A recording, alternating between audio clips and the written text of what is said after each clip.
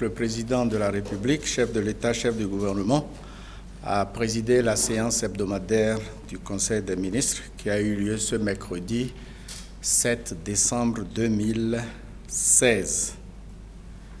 4 dossiers importants ont été examinés. Le premier, dossier d'agrément de la société Unité de production de plastique au régime C du Code des investissements. Cette société a décidé d'installer à Glodjibé une unité de production de produits plastiques pour satisfaire la demande croissante du marché national et régional. L'activité relève de la production industrielle et est éligible à un régime privilégié du Code des investissements. Les investissements programmés par cette société s'élèveraient à 4,4 milliards et 30 emplois permanents seront créés. Le promoteur a obtenu le certificat de conformité environnementale. À l'analyse du contenu de ce dossier soumis au Conseil, le Conseil a adopté le projet de décret portant agrément au régime C du Code des investissements du projet d'installation d'une unité de production de plastique. Deuxième dossier, créance de la Société nationale des eaux du Bénin sur l'État relative aux consommations d'eau potable. Le ministre de l'Énergie, de l'Eau et des Mines a présenté une communication en Conseil des ministres relative à la situation des créances de la SONEB sur l'État. Au 31 décembre 2015, le montant consolidé des créances de la SONEB sur l'État, le CNHU, le Palais des Congrès, le Centre international de conférences et l'ORTB est évalué à la somme de 8 milliards 800 millions de francs CFA à la suite du rapprochement des comptes entre cette société d'État, donc la SONEB, et les services du ministère de l'Économie et des Finances. Pour soutenir l'assainissement financier de la SONEB, la réalisation des investissements nouveaux cofinancés par certains partenaires au développement et pour soutenir également l'exécution du contrat plan État-SONEB en cours de mise en œuvre, le Conseil a instruit le ministre de l'Économie et des Finances à l'effet de prendre en charge l'appurement des créances de la SONEB sur l'État. Le Conseil a autorisé la cession partielle des créances de la SONEB sur l'État à hauteur de 5 milliards 200 millions de francs CFA en compensation de la dette de la SONEB envers la SBE au 31 décembre 2015. Cette cession de créances sera matérialisée par une attestation que le ministre de l'Économie et des Finances et les responsables des deux sociétés, SONEB et SBE, vont signer dans les prochains jours. En d'autres termes, l'État doit à la SONEB qui doit à la SBE. Donc on fait une compensation à hauteur de 5 milliards pour permettre à la SONEB de se désengager vis-à-vis de la SBE. Point 3. Mise en œuvre d'un numéro téléphonique d'intérêt public. Le gouvernement a entrepris de renforcer les moyens logistiques des forces de sécurité publique. Le gouvernement s'engage aussi dans la correction du déficit communicationnel entre les citoyens et les forces de sécurité publique en instituant un système de communication qui sera accessible à tous et sans frais. Un système qui permettra aux populations d'informer directement et en temps réel les unités de sécurité de tout cas d'atteinte à la sécurité dont ces populations seraient témoins ou victimes, qu'il s'agisse d'accidents, d'incendie, de bagarre, de braquage ou de vol. Il s'agit de renforcer le système de communication préexistant en mettant en exercice un numéro vert, le 166, c'est-à-dire le 166. Quel que soit le réseau depuis lequel le citoyen informateur émet un appel, cet appel sera gratuit. L'appel sera réceptionné au centre d'appel dédié où sera logé un commandement sécuritaire. Le commandement sécuritaire répercutera l'information à l'unité de sécurité territorialement compétente pour une intervention conséquente. Cela appelle bien entendu une réorganisation des forces de riposte.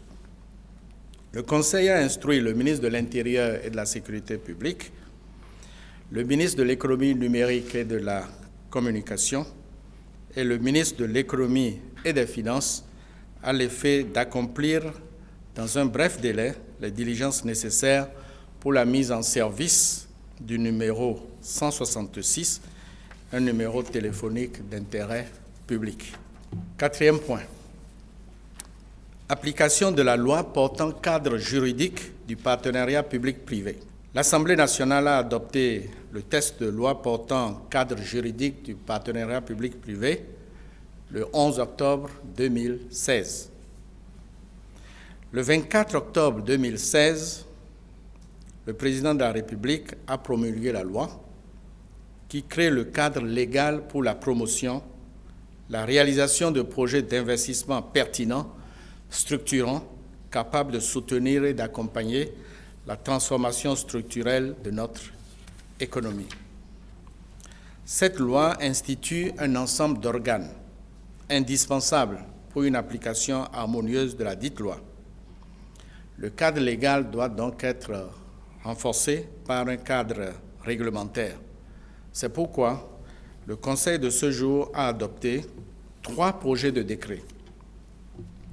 Le premier porte sur les attributions, la composition et les modalités de fonctionnement de la cellule d'appui au partenariat public-privé.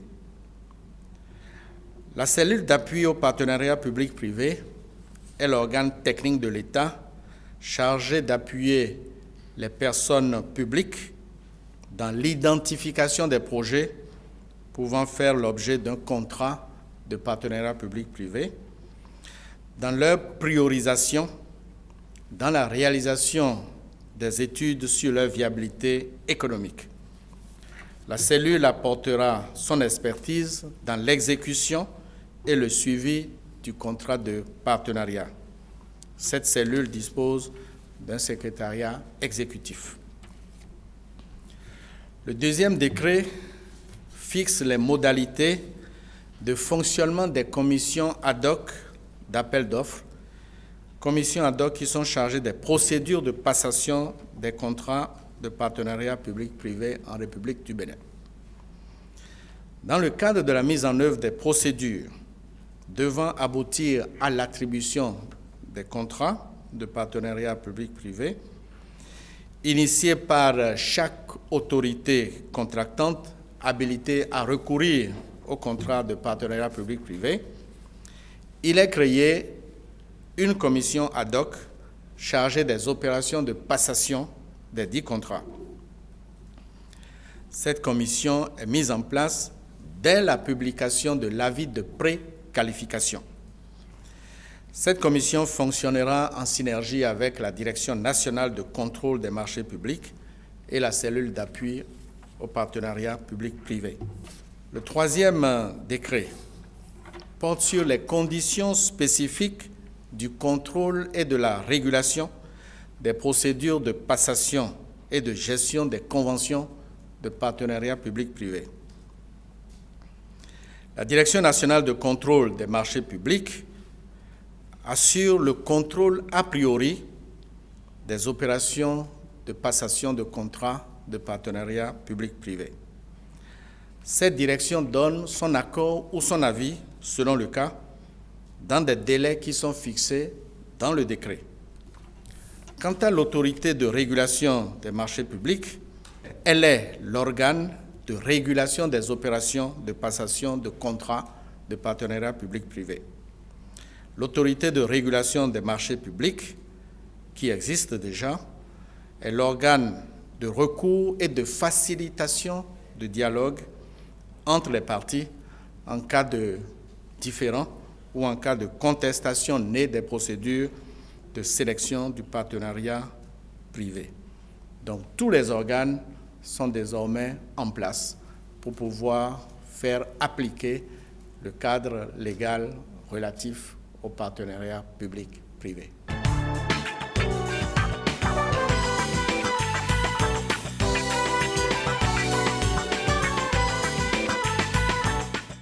J'ai dit tantôt que le Conseil a donné des instructions bien précises et a instruit mes 3 collègues concernés à l'effet d'accomplir les diligences requises à bref délai. Je ne peux pas vous dire que c'est demain, mais on sait où sera implanté le centre d'appel. On a déjà pris les dispositions avec les sociétés de GSM pour bénéficier des avantages dont je vous ai parlé tantôt, à savoir leur contribution. Et donc, c'est un appel qui sera un appel gratuit. Ça, c'est déjà obtenu. Le Conseil a autorisé aujourd'hui le ministre de l'Économie et des Finances à mettre à la disposition du ministre de l'Intérieur et de la Sécurité les ressources nécessaires pour pouvoir mettre au point le centre d'appel et s'assurer surtout de la qualité des installations qui seront mises en place. Il y a un délai raisonnable à l'issue duquel ce sera fonctionnel. Mais le ministre de l'Intérieur et de la Sécurité publique reviendra vers vous pour vous expliquer en détail plus tard comment tout cela va fonctionner. En tout cas, c'est une préoccupation majeure du gouvernement et ceci doit compléter le renforcement des moyens logistiques qui ont été mis en place la semaine dernière.